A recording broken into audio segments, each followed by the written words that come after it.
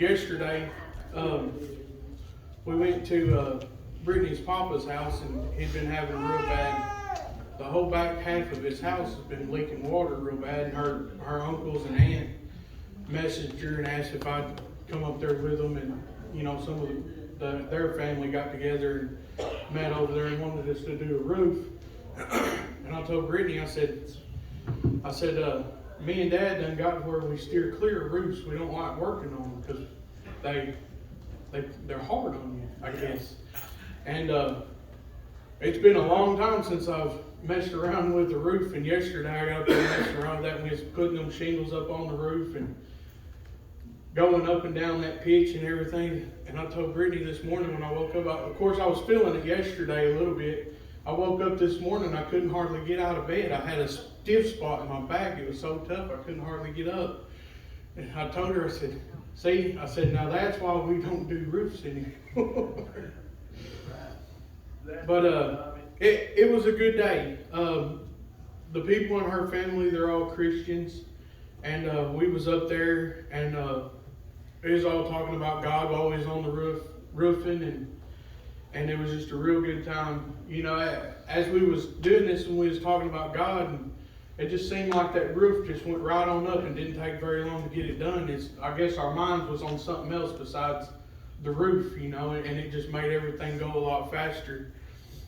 And I like it when you can get together with people and talk about God. When you're in these places and the surroundings that you're in, everybody you're around wants to talk about God. Everything always comes back to God. You can talk about anything you want to, and when you're around certain people, the conversation always reverts back to God. The goodness. But I was thinking about that yesterday. So many times in the world that we live in today, most people's conversations don't always revert back to God.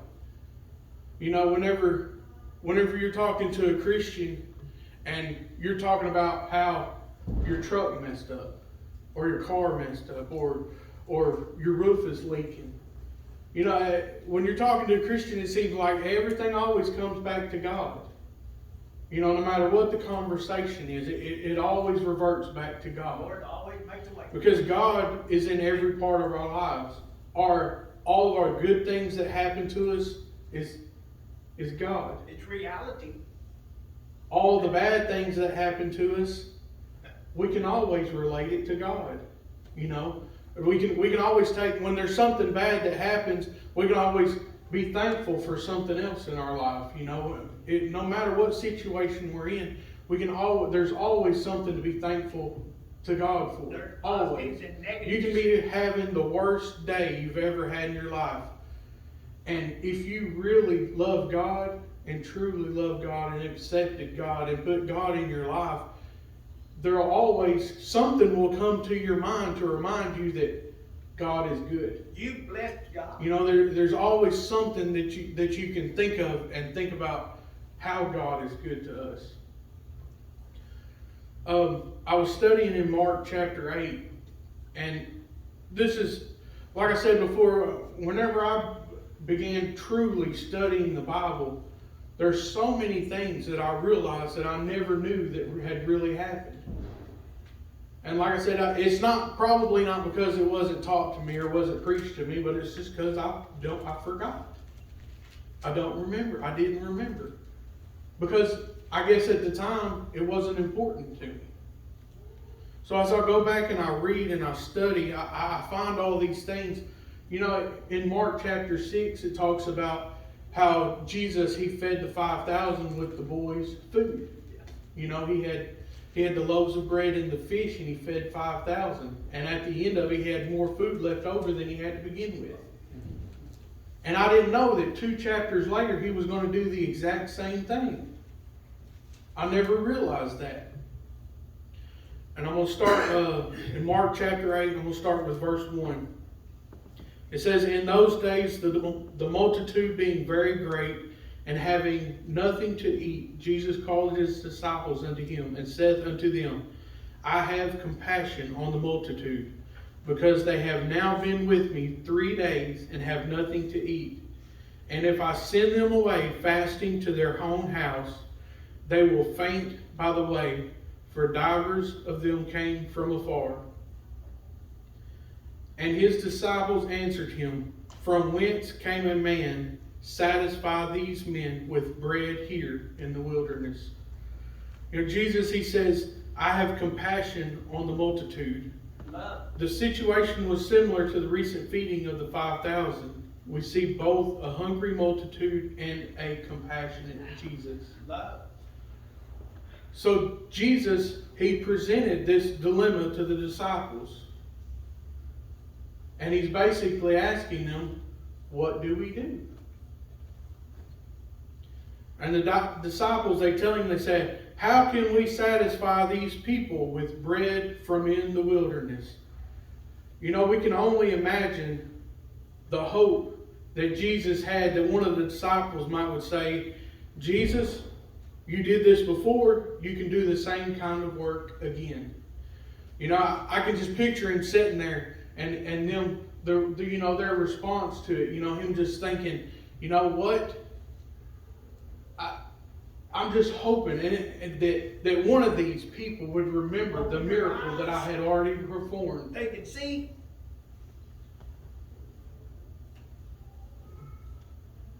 And the disciples, they had seen the power of Jesus before, so why did they not know how he could feed the 4,000?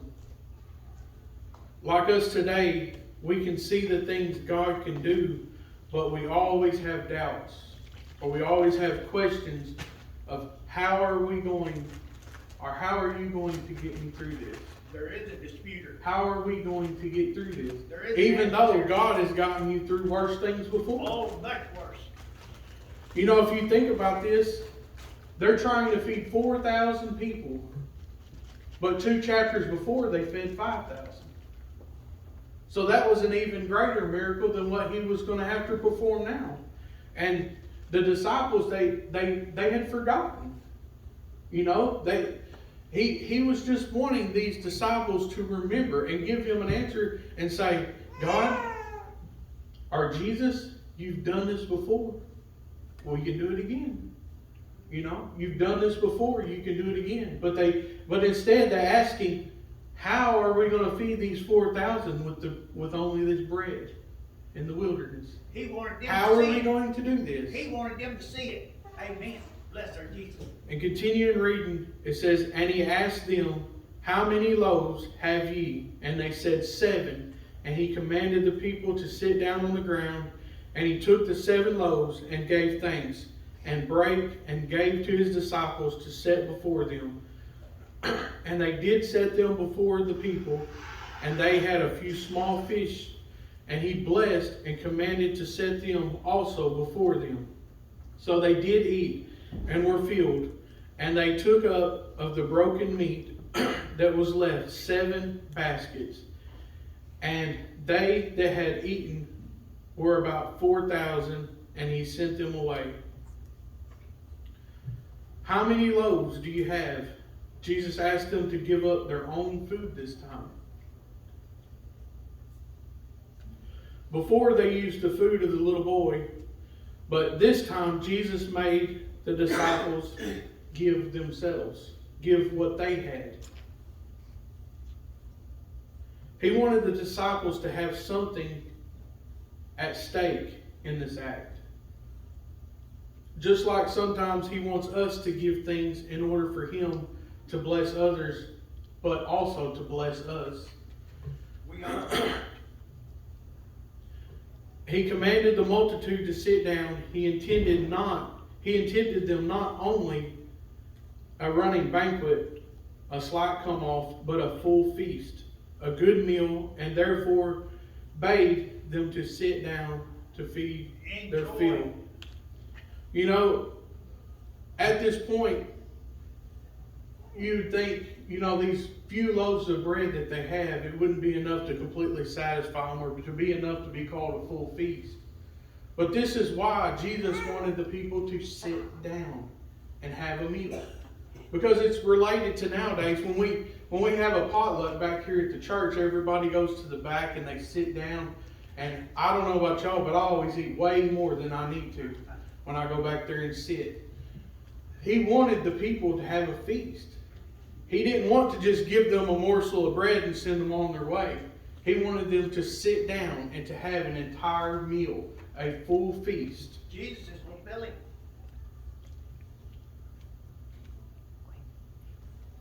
Jesus broke them and gave them to his disciples to set before them. Jesus did the part that only he could do. This was the miracle. When he broke the bread, it became more plentiful than what they had. But Jesus, he left the disciples to do what they could do. The distribution of the bread. You know, this is like what we can do today. Jesus performs the miracles and we can distribute it. Jesus is the only one that can perform the miracles. Like Papa talks that guy Benny Hinn, he can't get up here and do any miracles. He can't get up here and perform any miracles. Only God can perform the miracles. And it says that they also had a few small fish. And in reading this, it seems to me like the disciples, they kept the fish from Jesus. They only told him that they had the bread.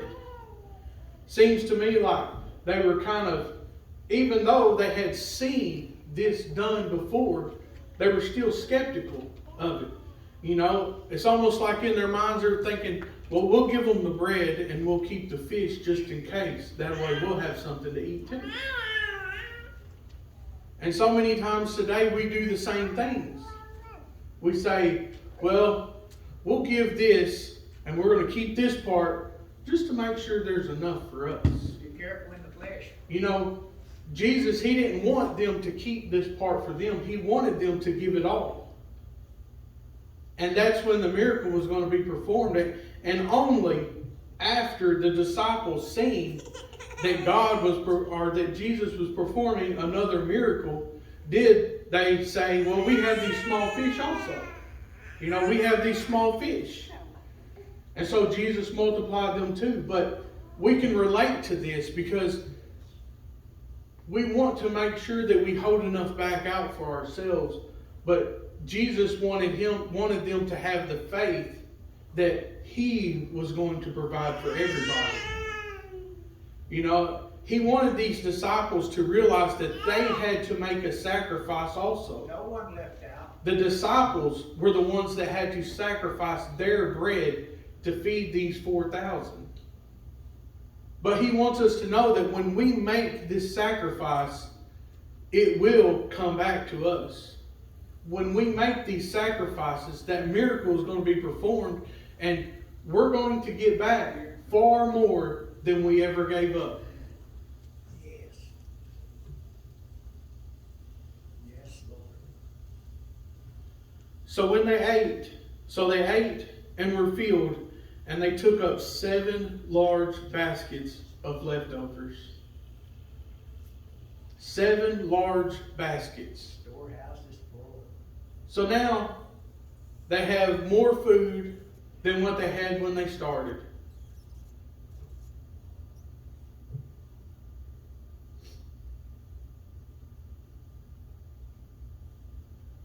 Yeah, they sent some home with them. Leftovers. On the journey. Bless our pastor.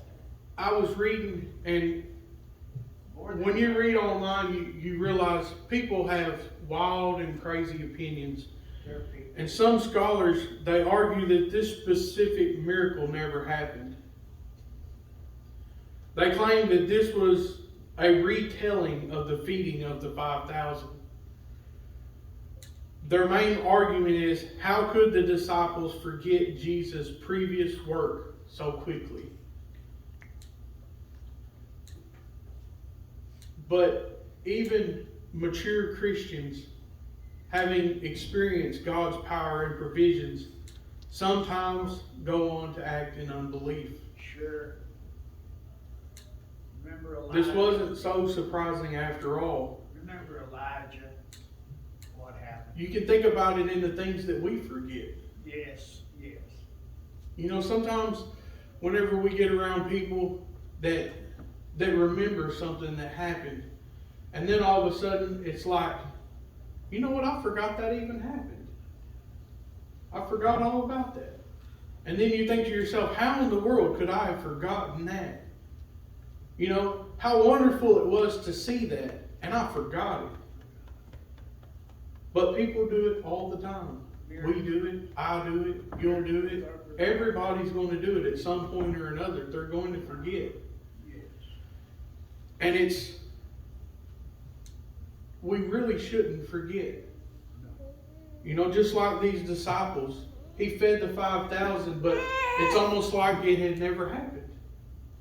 You know, when he asked them, them disciples, they asked him and said, well, how are we going to feed these 4,000 people?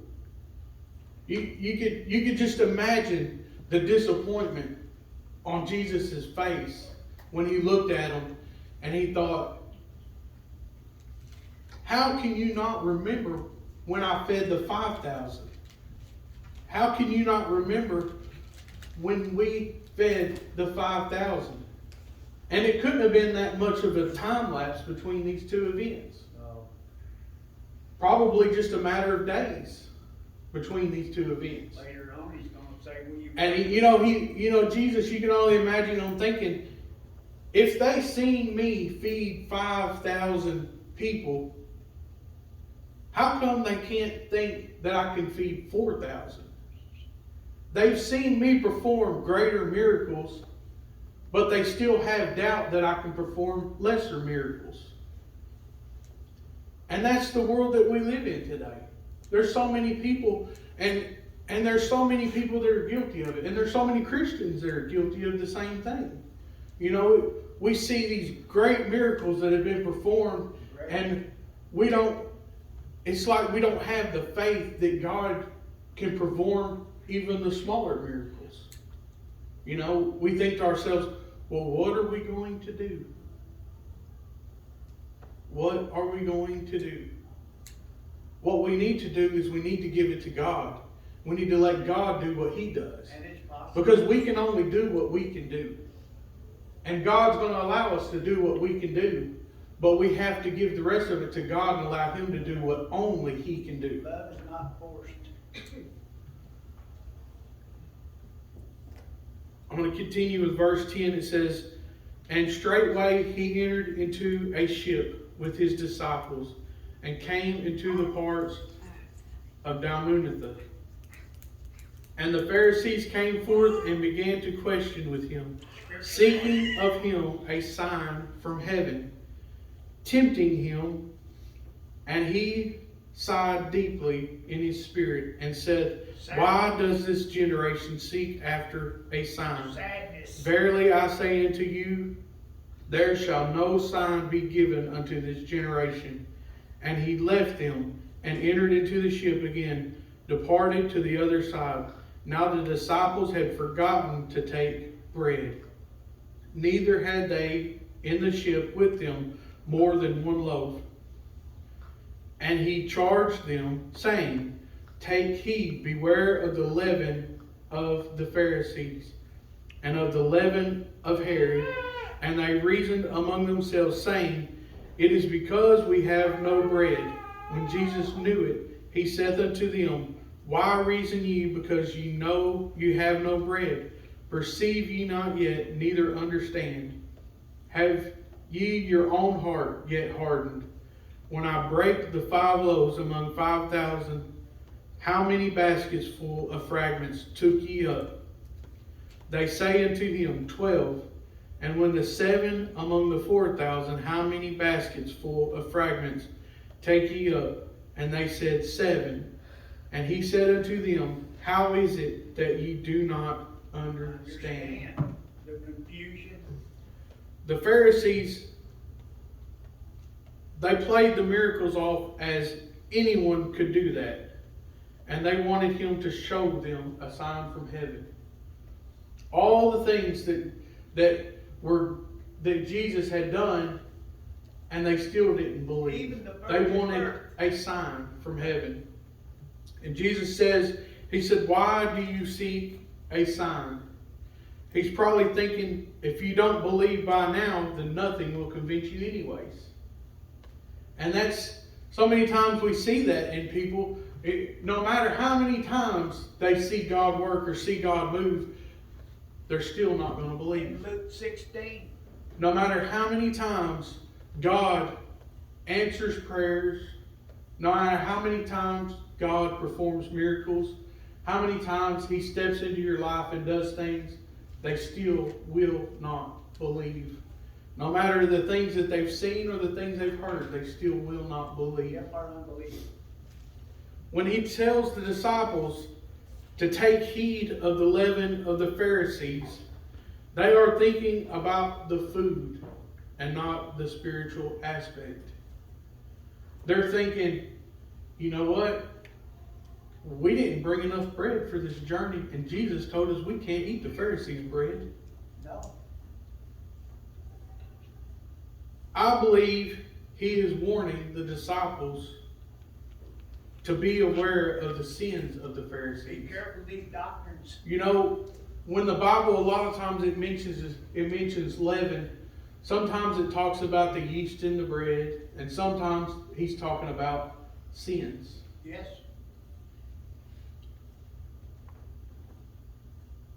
You have seen and heard all the things I have done and spoke, and you still do not understand.